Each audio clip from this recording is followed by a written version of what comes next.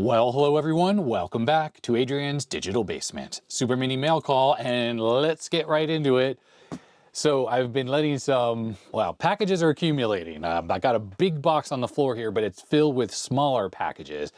But there are a couple large ones here, and I think I mentioned this before, but I always try to open up the large packages first. It's kind of a hack if you want me to get to the mail call items quickly, but don't take advantage of the hack.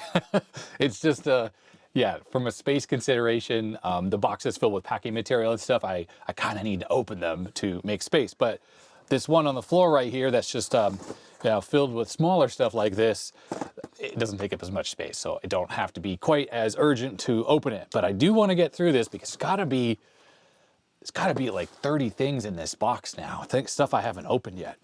But I have two right here, and we're just going to start with this first one here. And depending on how much is in here, we may or may not get to this second one here underneath it in this video.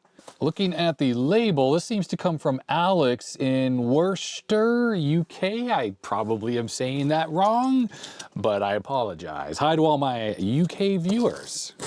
I think the last package on the mail call actually came from someone in the UK as well. I actually made that last video several weeks ago at this point, so I don't quite remember, but I'm pretty sure it was something to do with the BBC Master.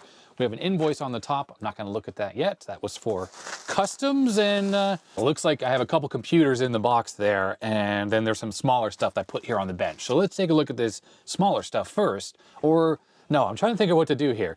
Let's go to the computers first. I'm going to move this stuff off the bench first. We have a shoebox filled with goodies here.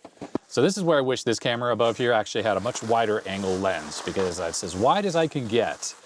But it looks like we have an 8-bit microcomputer of some kind here. Very well wrapped. Ooh, yes.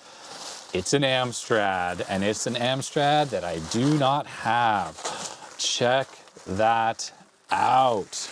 Okay, so it's a CPC, an Amstrad CPC 128. Oh, I'm sorry, CPC 6128.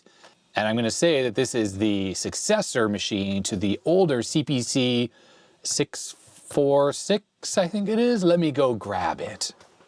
And this is it. This is the Amstrad CPC 464. And I freaking love how this computer looks. Now, this computer was donated to the channel, oh boy, a number of years ago now by viewer Stuart, and I actually haven't yet powered on this computer. I have, well, no, I don't even know what I've done with it. Looks like we have an extra screw taped on the back. This actually was mounted to the wall in the room that I actually have. It's sort of behind these shelves right here. I have a room there that has a whole bunch of my retro computers, and they're all mounted on the walls, and there's shelves and sort of stuff's on display. Yes, this all reminds me that I really, really need to, well, get this computer working. Now this thing has, I can't remember how it works. Is this powered by the power supply in the monitor or vice versa or something like that? But it's nothing I can't figure out. Either way, this is a Z80 based 64K computer. It's got pretty capable graphics compared to other 8-bit computers of the time. In fact, I think one of the things that's great about this is it has more than just the usual 16 colors. Well, I mean, it can only display 16 at a time, I think, but like the Atari 8-bit machines, you can actually pick from a color palette of more than just 16 colors, which results in some vibrant graphics on this machine. And it's pretty capable. It has a freaking awesome look with these color keys here, and it does have this built-in cassette player here, which I have no idea if it works, but the overall condition of this machine is quite nice. It's not that yellowed, and I really, really need to get to testing this computer and potentially troubleshooting and fixing it. Now, as far as this machine goes, as I mentioned, this is the successor, as far as I'm aware at least. The keyboard layout is a little bit different, but actually it looks similar, just sort of condensed down, so to speak, the large enter key. But unlike the other one, which had the cassette drive there, this actually has a floppy drive in it. And this uses, I think the floppy drives or the floppy disks are much more similar to what's in the Nintendo. The Famicom or the family computer from Japan had a floppy drive option. And I'm pretty sure the disks it used were not exactly the same as these, but similar, 3-inch disks, and you could flip them over. Somewhere in the basement, I think I have a few of these somewhere, because I'm pretty sure these were used on other Amstrad machines. I think because these drives were just a lot cheaper than standard 3.5-inch disk drives. So it's kind of cool. It was a 8-bit computer, has 128K of RAM, does have color output, so like the other one. I think this is the power in, and I think this comes from the monitor. So you plug the monitor into the wall. Maybe that's why I was thinking about the computer being powered by the monitor. I think the monitor is plugged into the wall, and then this is plugged into the monitor and something. I don't know. I don't even know. No, it has DC 5 volts, it has a monitor connection here. Then I don't even know what this is. But either way, let's take a look at the bottom of this thing. I mean, I'm really talking out my behind here because I just do not know anything about this computer. Amstrad CPC 6128, 128K microcomputer, 5 volts, and a very long serial number, as if they made millions and millions of these things. What's this thing right here? Some kind of a little trap door or something. I don't want to try to break that. There is a warranty void sticker. It has been voided, so someone has been into this thing at some point in its past. But the condition is, yep, quite nice. Just needs a little bit of a clean, maybe a little bit of like a 303 plastic protectant on this plastic here to bring the shine back to it. But I like it. I like it a lot. All right, so that's one CPC 128. There's another computer in the box. And lifting out what it is, I can't quite tell. It's similar sized, so it might just be, oh no, this is another of the 464, which I was just showing, the older one. And that's very helpful to me because it's not like we can get parts for these machines readily here in North America. These were never sold in North America. Certain Amstrad machines were sold here, but this particular machine and the 128, these two were not.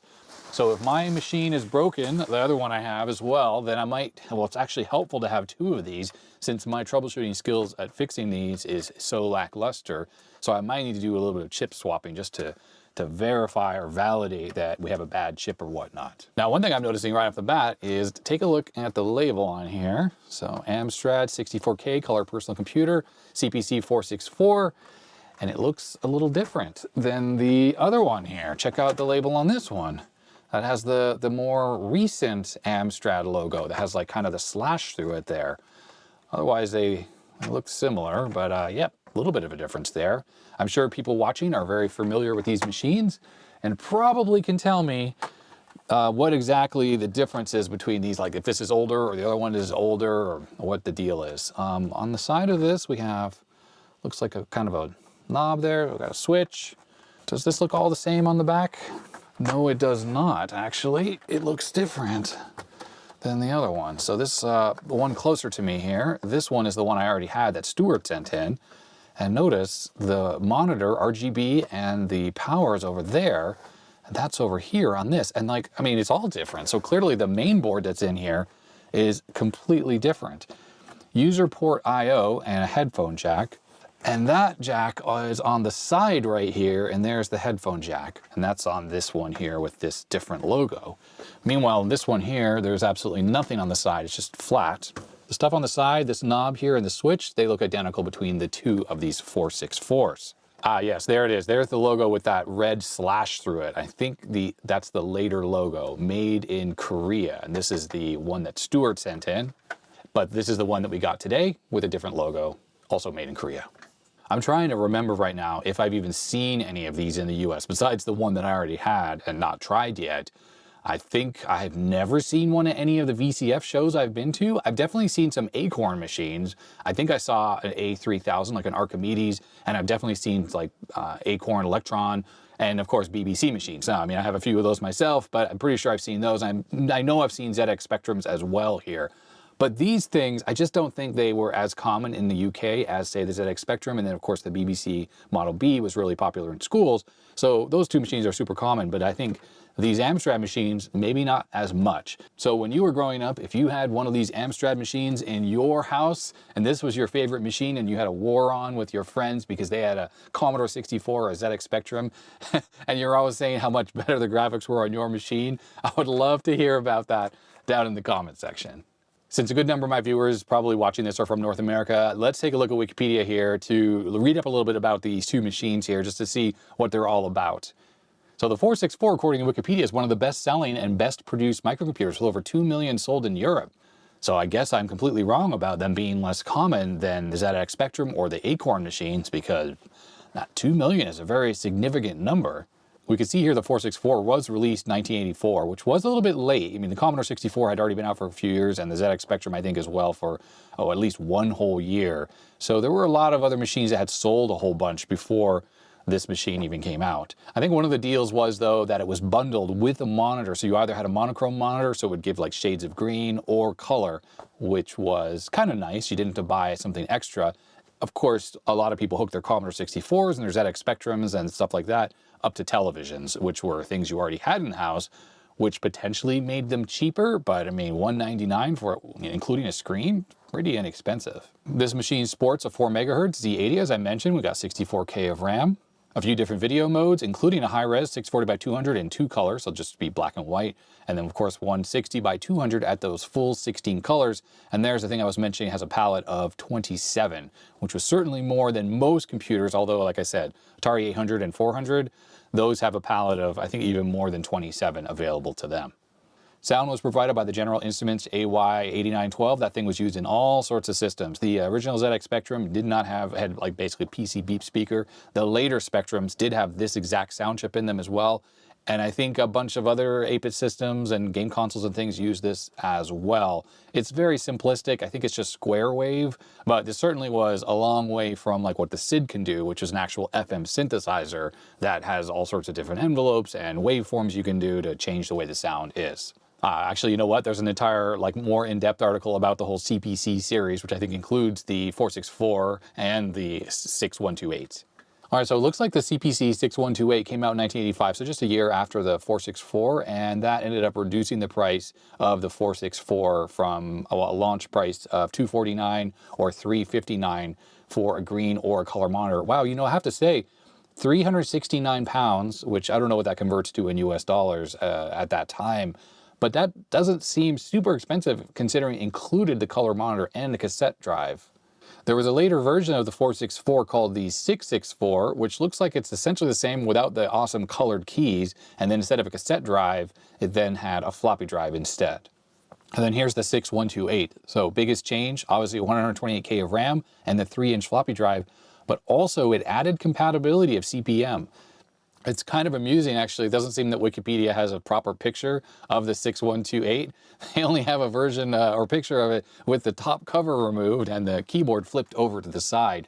But we can see the 128K of RAM and a bunch of large ICs and things like that. And there's that 3-inch disk drive, which I'm pretty sure that disk drive does require a belt change. That generally the belt has degraded, so there's no way those are going to work. But the interface standard is similar enough to the Shugart standard that you can use a Gotek in, replace the disk drive with a Gotek, which is a much easier way than trying to keep these old things running. Not to mention, here in North America, there are no discs around. Although we have this other stuff we haven't looked at yet that was sent in, there may be actual discs and stuff in there, or for all I know. Take a look at the cabling here going from the monitor up to the main computer. So I think this is what I was saying. There's a little pigtail that hangs out of the C128, and that might be a voltage like 12 volts or something that comes from the monitor. And then I think the 5-volt input here also comes from the monitor, and then this is the RGB cable. It is possible to use this thing without having the monitor, because I don't obviously have the monitor, but I think we're gonna have to do a little bit of work to get the power supply sorted, and that is something I'm gonna have to figure out. And unless in the box that came with this stuff, there's like a power supply substitute thing, I don't think I'm even gonna be able to test these in this video. And I do actually kind of have to apologize. It seems like lately on Mail Call, I've opened up a whole bunch of stuff lately. Like over here's that East German computer that was sent in as well. These are all things I took a look at when we opened them, but we didn't actually turn any of them on because I wanted to save it for our main channel video. So don't worry, stuff just sort of gets put into queue, and then I'm going to eventually get to it. It's just for now, for a Mail Call video, which I'm trying to keep simple so I can open up all these packages, I'm not gonna be able to get to testing these things. I don't think, at least. All right, so back to the Wikipedia article. I'm noticing right here, it says that the CPC 128 was actually initially only sold in the US. Really? Imported and distributed by Induscomp of Chicago. It was the first Amstrad product sold in the US, a market that at the time was traditionally hostile towards European computer manufacturers. 2 months later, August 15th, 1985, it arrived in Europe and replaced the CPC 664 in the CPC model lineup. Initial suggested retail price was $6.99 for the US here, or £299. Okay, well that gives us like a little bit of a conversion factor. So the one we saw up here, I think the CPC 464, it said it was $359.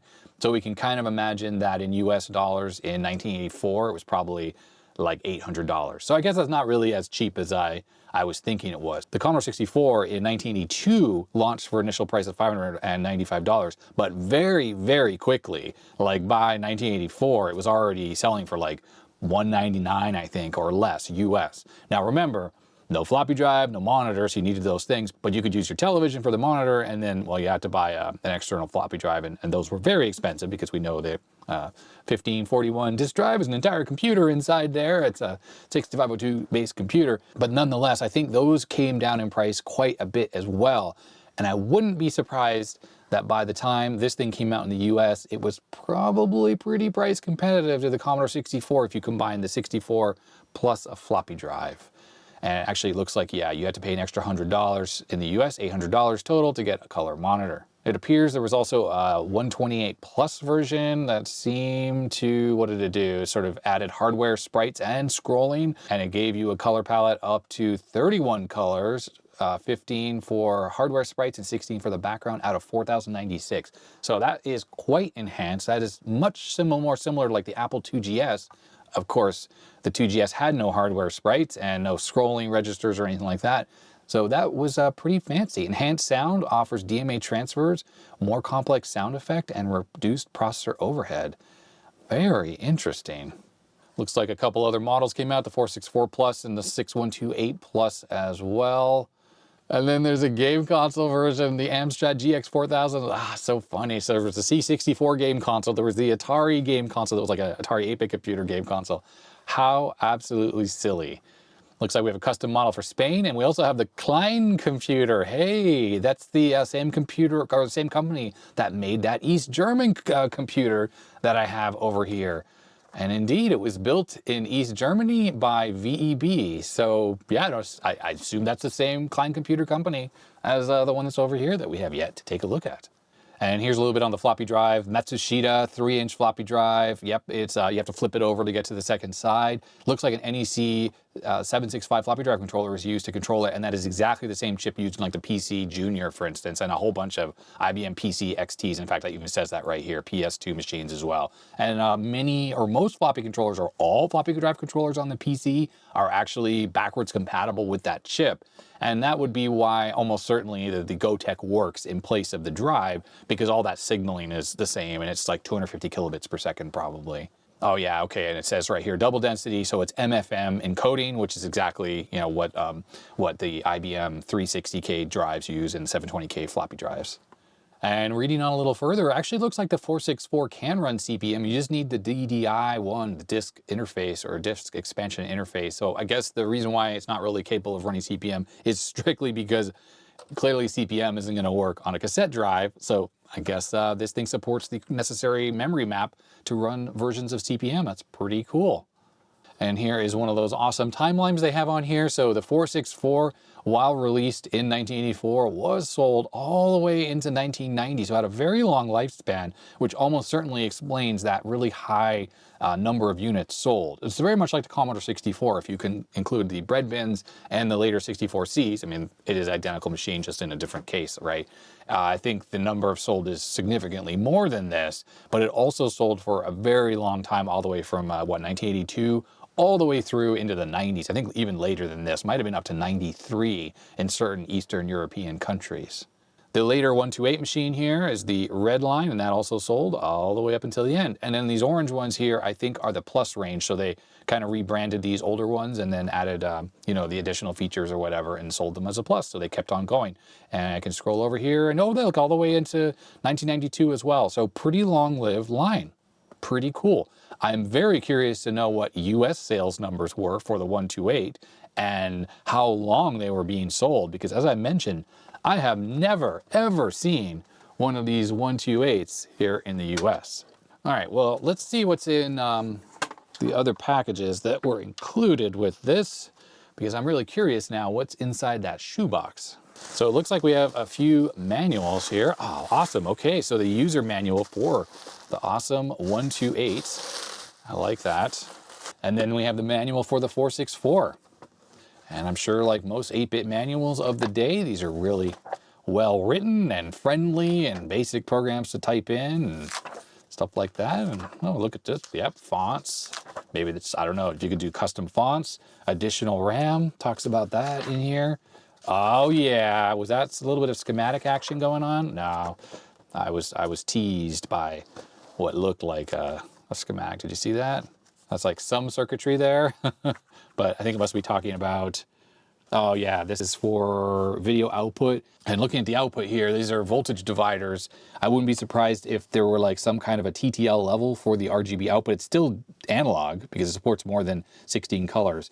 But the fact that if you look here, there's like voltage dividers going on for the RGB output, probably is designed to bring these down to like 0.7 volts, which is what's used on SCART if you're hooking up to a television. And then this manual here is even thicker. Ah, yeah, right into the port action too. Monitor socket, printer ports. Beware the mismatch.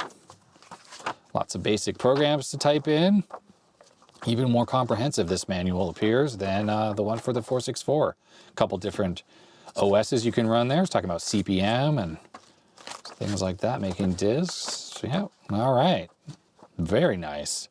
Very handy as well, since I know so little about how to use these things. Like how to hook this thing up. And just like I thought, look at this. Connecting the computer to an RF modulator. So this is going to be a power supply for the computer. And then, of course, it's going to have the RF output. So it's going to take the RGB from the machine here, convert that probably to a PAL color signal, output that to your television. But that big box is required with all 3 of these cables here, which is kind of funny because, you know, we had a couple different paradigms back in the old 8-bit days, right? You had either like an external power brick, like the one on the Commodore 64 or most of those Commodore machines. And then you had like Apple IIs where the power supply was internal to the computer, obviously the IBM PC and stuff like that. And I guess the idea here from the Amstrad was to reduce the costs. The monitor, which was already bundled with the machine, was going to have the power supply in it to run the monitor. You really need that anyways for all the high voltages and stuff, especially on the color one.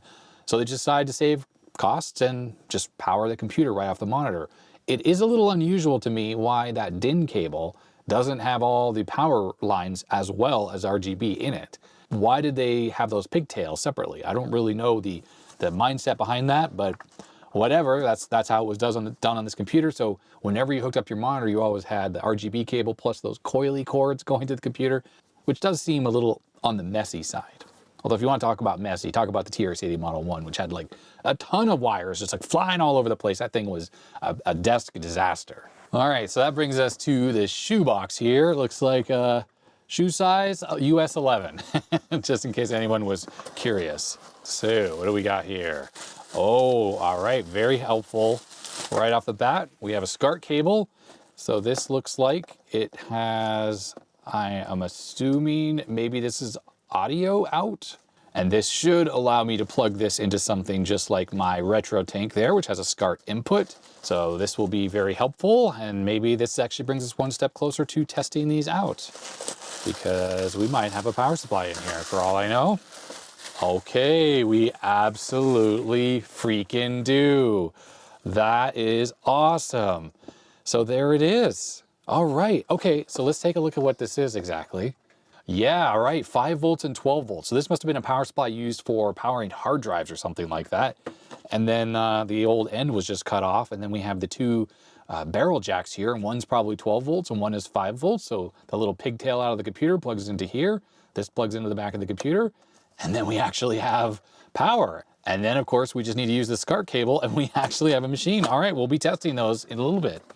So this looks like, I'd say, a belt kit here for that little floppy drive that's in the 128. So for the CPC or the PCW, that was a little word processor that they made. And oh, look at it, it's another one of these little chem sticks here. People have asked me about these, by the way. And here's a bag full of them. But these were sent in by a viewer here. They're chamois swabs, 22.4 millimeters, 9.6 millimeters. I mean, I don't know, 50 pack. And as you can see, I've used up a bunch of these. yeah, chamois tips. They were originally designed for cleaning tape heads in VCRs, as you can see right there. And, oh yeah, these are made in the US actually, so that's interesting. I mean, I guess they have an office in the Netherlands and then they have one in Georgia. All right, well, if you're looking for what these are exactly, there they are. I don't know if you can still get them, but this was a bag that a viewer sent in, also from the UK. And how interesting that, yep, the little cleaning kit here for the machine has an extra one in there. Awesome. All right, what's this here? Wow, this is an amazing care package here. Oh, Dragon 32, IBM 5150, and a CPC cassette lead. So it's a DIN jack that works on all of those machines. Yes, the IBM has a cassette interface made in Britain. And then we can plug this into a cassette player and load some tapes. All right, this here, no, wait a second, what? A floppy emulator? You gotta be kidding me. That is so amazing. Look at this. I am freaking blown away by this. Wow, okay. So an SD floppy emulator, like imagine a GoTech, just an older school one with a 2 gig card in there. And this is a Berg connector here and hooked up to 5 volts here. Looks like, what's this go to here? So we have, similarly, we have 2 connections. Oh, I see, okay. So you put this in line, 2 CPC, so this will be the 5 volt input to the computer, and then this is where it comes from, this little power supply here, that would be the 5 volts, and that powers up the floppy emulator along with the computer. Amazing, freaking amazing. All right, well, we obviously got some games here. Obliterator from Psygnosis. That is so cool. So Amstrad cassette. Look at this box art. So cool. Of course, C64 version, Spectrum version, color clash. But actually, that looks quite good, though. And there's the Amstrad version. So the 64 one, it certainly has more background textures and stuff. This is a lot simpler. Both of these ones are a lot simpler. I think one of the problems is with the poor Amstrad is many times crappy ports or ports of the crappy Spectrum games were ported directly to this, and you ended up with like maybe just slightly improved color. I mean, I almost feel like that's what's happening right here. I mean, these look very similar, and the 64 obviously is a different architecture, so they had to start from scratch, so you couldn't port these to that. Hence why, you know, the background, there's so much more going on there. All right, and obviously we have a bunch of tapes here. This is really cool. Is this a tape? I think it is. It's in the storage case here. All right, we have Hacker from Activision. So that's a game I played back in the day. Sultan's Maze, not for resale, given free. All right, same on both sides. We got 3D Stunt Racer here. We do have some discs here, disc-based games. What's this one here? 3D Grand Prix. That's with stereo sound. Is that the Amstrad graphics we're looking at there, or is that like C64 graphics?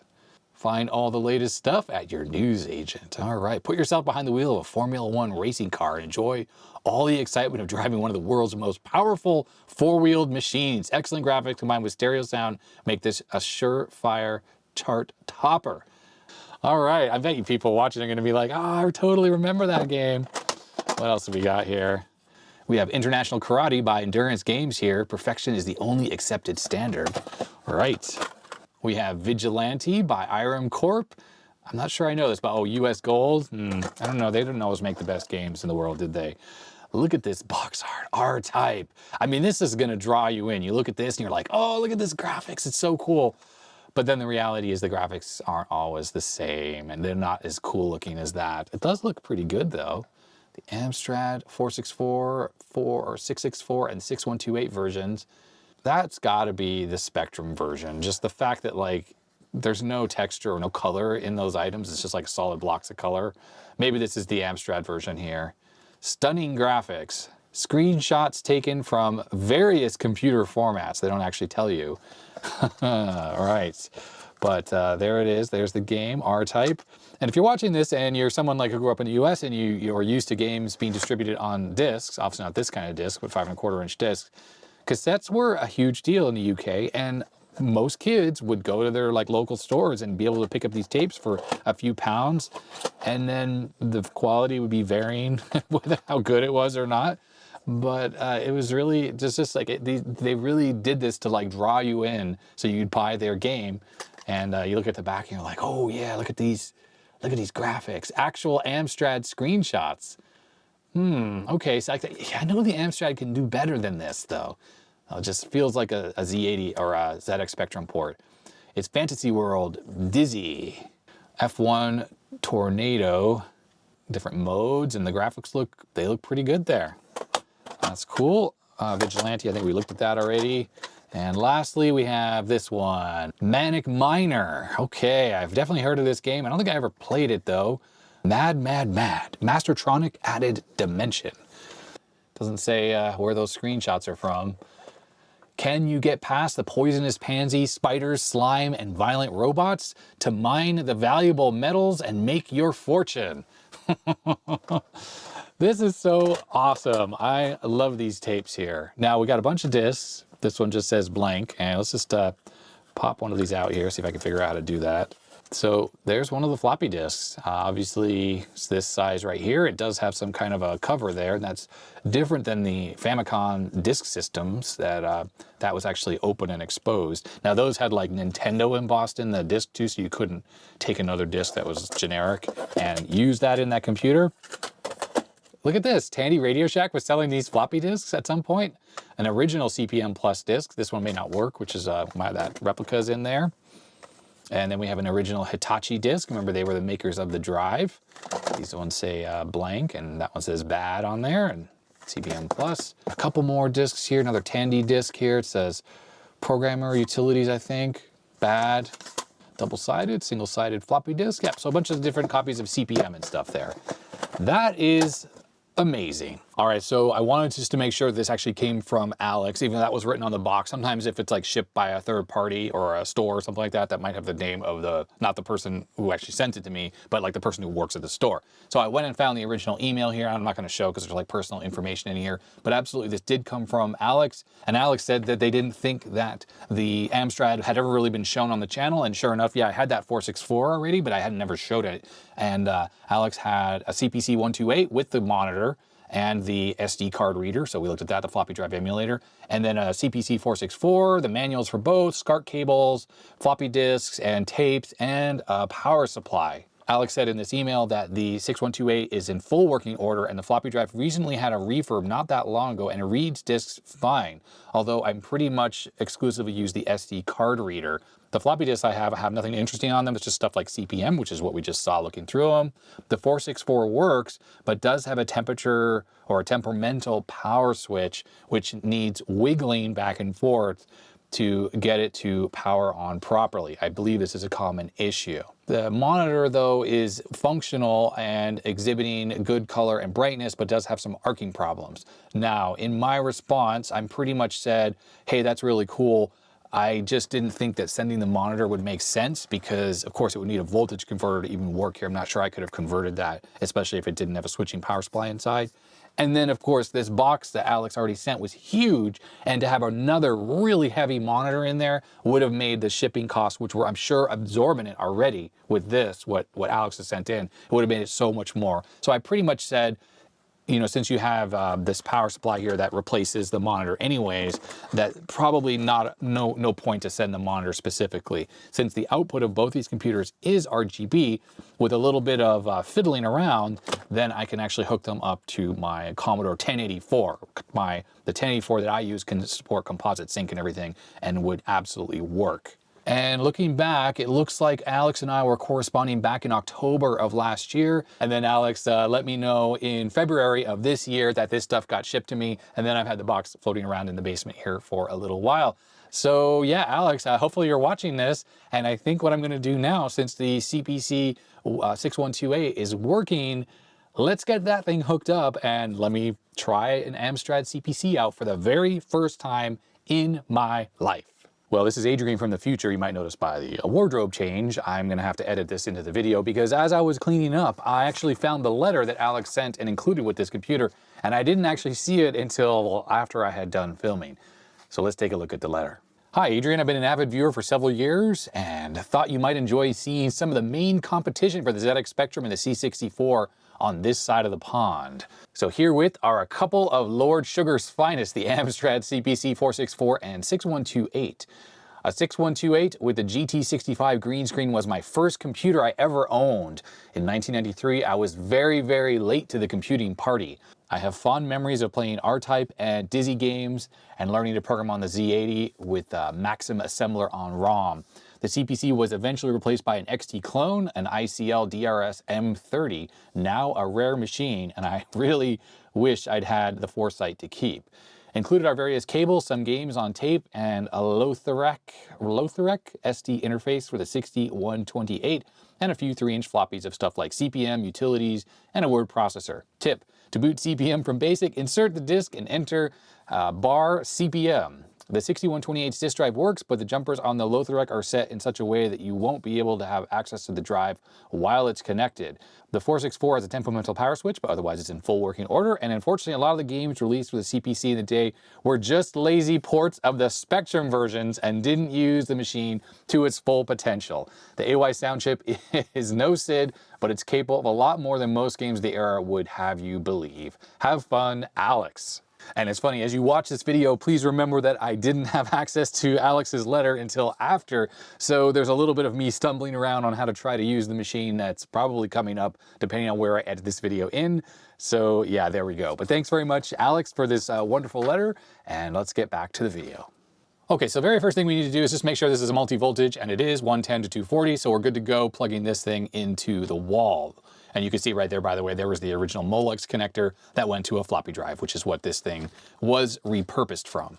I don't really want to risk potentially damaging anything, so we are going to take a look to see what this power supply is outputting right now. It's a little bit high at 5.27 volts, and this one here is going to be that 12 volts, so I just need to be careful connecting this up here. Let's just touch the middle pin. Yep, 12.0 volts. Okay, that looks good. So we're getting good volts out of this. It's a little bit high on the 5 volts, but that's totally fine. You can go up to 5.5 and it's probably not going to cause an issue. So taking a look at the back of this, we have the disk drive interface. So that's the normal 35-pin edge connector that you would see on something like a regular PC floppy drive controller. There's the DC input. That's the RGB output. This is the, I think, 12-volt input that goes into the power supply there. I'm not going to, well, let's unplug the power first from that, and then I can connect that up. And we also have, it looks like an expansion interface port and a printer interface port on the side. There's a power switch right here, and this is what, not on this machine, but on the other one is dodgy. And then we do have a volume control. I think there's a speaker integrated into this machine, which is right there. All right, so we have the cables connected up. I'm just gonna turn this on first without connecting the floppy emulator, and I don't have this plugged in yet, and I do have the video output connected up to my RGB, or sorry, not RGB, HDMI, the RetroTink. Let's connect this up here. The power switch is off, so we don't have anything on the power light. I have to admit, I've never used the RGB input on this RetroTink 5X Pro, and I'm pretty sure it has it. Yeah, it does, SCART RGB, so we'll pick that. All right, I think we are good to go. I'll just exit out of the menu here, and let's turn the computer on. Power light's on. Oh, hey, look at that. It looks good. Now that jittering you're seeing, that's gonna be the RetroTink. And it probably needs a little bit of fiddling around in the settings. Let me try to print something on screen here to like fill up the screen with text so that I can help align everything. Oh, sorry, something weird is going on, but what's weird is that there's an enter key right down next to the space bar that I keep pushing because I thought it was the shift key. So let's try this again. The layout of the keyboard is unusual, to say the least. I was just trying to print something like this. I wanted to fill the screen up with something. Oh boy, what did I do here? Let's try this. Okay, there we go. See, there's various settings in here to adjust the sampling basically, but it doesn't have old computers. Like that's Genesis/Saturn. I think it was on, let's see if any of these work a bit better. I'm just fiddling around with the samples per line, and then that looks like it fixed it. 1893? Is it? No more jitter. Okay, cool. I honestly haven't like used those settings that much in the RetroTink 5X Pro, so I'm not super familiar with them. But there we go. How do we exit? Okay, there we go. Escape breaks out of it. Hey, but it works. And now I love it. I've seen pictures before of the Amstrads with that blue background and that bright yellow text. And that's just the default text mode of this machine. And I think it looks pretty cool. I don't know if you can change modes here with the mode command. Let's see if there's a high res mode right there. So yeah, 80 columns. Looks good. Yeah, the RetroTink's doing a good job capturing this analog RGB output. Freaking awesome. Escape. Yes, there we go. Now, what I have absolutely no clue on how to do is how to load software off the disk drive on this. So we have the emulator right here. It's not connected, obviously. So I have the manual though, so I'm gonna go read the manual to try to figure it out. So the manual is here saying, like, stick a disk in the drive, the one that's labeled software disk, and type run quote disk quote. It still has yet to see or say how to like do a directory on these disks. And because I don't know what's on these disks, I don't really know how to load anything from them. So I'm just gonna try this Tandy disk here that says CPM plus system / utilities disk. So we'll slide this into the drive here. Okay, it looks like maybe this is directory command. All right, so that's the CPM disk that's in there. And I think you do, oops, that's not the right thing. You go this, and I think CPM boots the OS potentially. The disk drive is running. I mean, this is awesome. Alex, thank you. You sent the little kit here to service the disk drive, but there we are. It's CPM. That is so freaking cool. It's kind of slow, like a lot of the CPMs are. The disk drive works, which is awesome. The computer works. Every key I've typed seems to work perfectly. The video output looks rock solid and super duper sharp. Let's power this off. I'm gonna plug in the floppy disk emulator. With the ribbon cable connected up, I'm gonna unplug this barrel jack. We're gonna plug in the one here that says to CPC. And then on the end of the cable here, we have, I guess, the connection, there we go, into the emulator. And it has fired up there. Bubble Bobble, all right. So we'll test out that. That's the last game that Alex played, obviously. Power this back on. And I just need to figure out how to switch drives. It looks like you do this and B. Oh, look at that, we have the jitter back again. That's interesting. Let's bring up that menu again. There we go. I notice when it locks on, the picture ends up shifting to the left a little bit, and then we won't have the jitter. I don't know what's going on with that. Anyways, whatever. Okay, so you do this B, and I think that is now using the external emulator. Oops, that's the wrong command. It's bar. There it is. Do I do run bubble.bin? I don't know.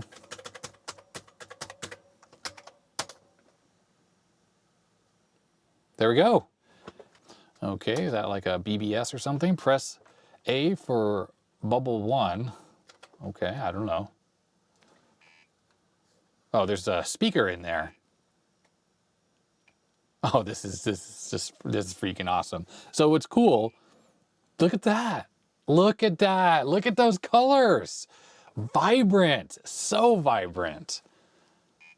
That is super cool. I don't have the sound hooked up. I don't even know how to test it. I'm turning the volume knob up, so maybe it'll come out of the little speaker that's here. Now, what's interesting is the drive select, or the motor enable signal is the same for this and the internal drive. So even while this is running, this drive inside here is spinning. But that's normal for the Sugar interface. The PC kind of does a hack around that. All right, hit fire. I don't have a joystick. I don't know if I could just plug a normal joystick into that port on the side. I push the space bar there. 1 or 2 player, R to redefine keys. Oh yeah, the sound works, okay. So up, left, right, and I'm gonna do space for fire. Okay, here we go.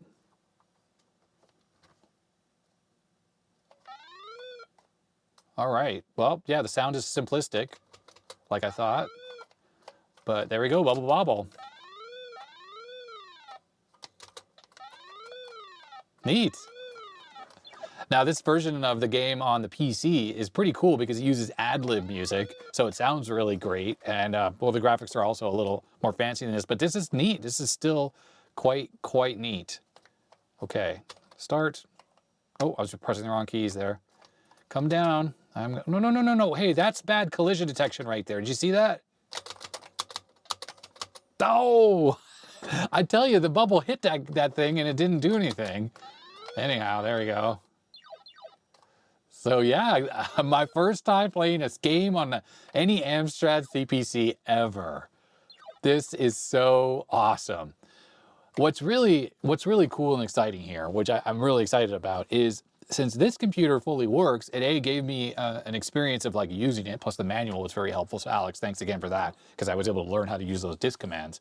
In fact, what I really need to do, because I'm going to forget this in no time, is I need to make a little cheat sheet of these commands here, so that when I go to use this thing again, I can do that.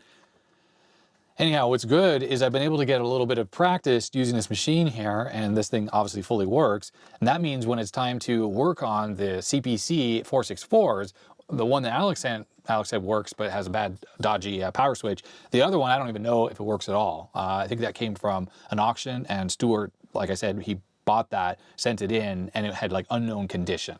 So that thing may need repair. It may work as well. So I'm going to have to leave testing out the 464, the one that Alex just sent in, along with the other 464 to another video. I'll then have to fix that dodgy power switch on that one, and then I can load some of the cassette games that were included here. Not to mention, I'm pretty sure I have some other Amstrad cassette games floating around on real cassettes, and I do have like a nice little Panasonic cassette player. I showed it off on the Acorn Electron video where I fixed that cassette port on that thing so I could load and save programs on it. So I know I have that works perfectly, and that'll be a good test to use with the 464. Obviously, having a disk emulator with this machine means that games load way quicker. I mean, if this game is available for the cassette version, or like for the machines with the cassette drive, we know that it would take forever to load. This thing loaded up, you know, wasn't lightning fast, but it was a lot faster than the Commodore 64 would be with a 1541 without a fast loader. And yeah, this is a really, really neat system. So really what I need to do is start spending some good quality time with this machine. I mean, it's kind of like what I need to do with the BBC Master 128 as well. I really need to just sit down and give some quality time to that machine. And the same for the ZX Spectrum, to be honest. The same for a lot of these machines that I'm just not super familiar with. In fact, I am looking for suggestions from people who had these machines, not just the Amstrads, but the ZX Spectrums and the BBCs when you were young. And there were certain games that you know were just amazing, that you absolutely loved so much. Please put comments down below. Let me know like which system and what the game is there.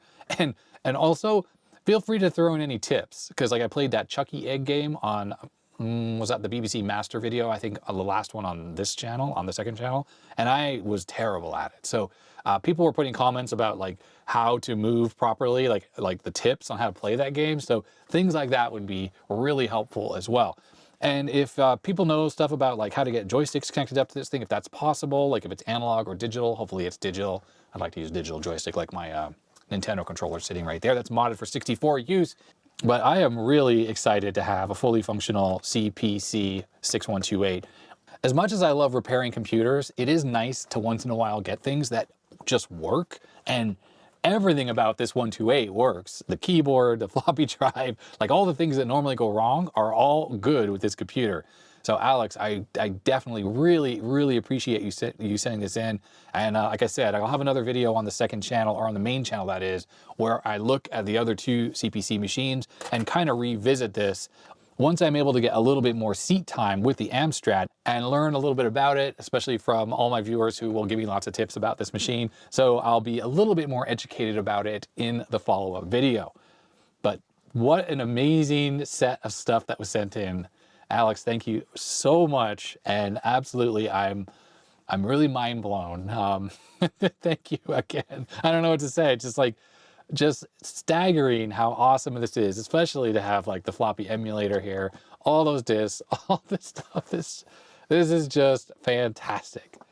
So yeah, I guess that's going to be that. I'm not going to get to the other big box tonight because I got to go make some dinner, and then I have to go out. There's like a little community thing happening here in Portland tonight. So I will get to that other box probably tomorrow. And thanks to everyone who sent stuff in the mail call. Apologies again for anyone who sent stuff in, like this giant box sitting next to me here of stuff that I haven't gotten to. And there's a few more big boxes that I haven't gotten to. So apologies to everyone I haven't opened stuff on, haven't opened the packages yet. I will get to that. It's absolutely fantastic and amazing that there are so many incredibly generous people who send stuff in. I still am at a loss for words all the time about it because it blows my mind. So yes, thank you very much, everyone. Apologies for the stuff that hasn't been shown yet. And I think I'm going to stop talking at this point. I got to go make dinner. My stomach's grumbling. So that's going to be it. So subscribe. Thanks to my patrons. Their names are scrolled beside the screen over here. And yeah, you know, all the usual YouTube junk and all that good stuff. So thanks very much for watching. Stay healthy, stay safe. I'll see you next time. Bye.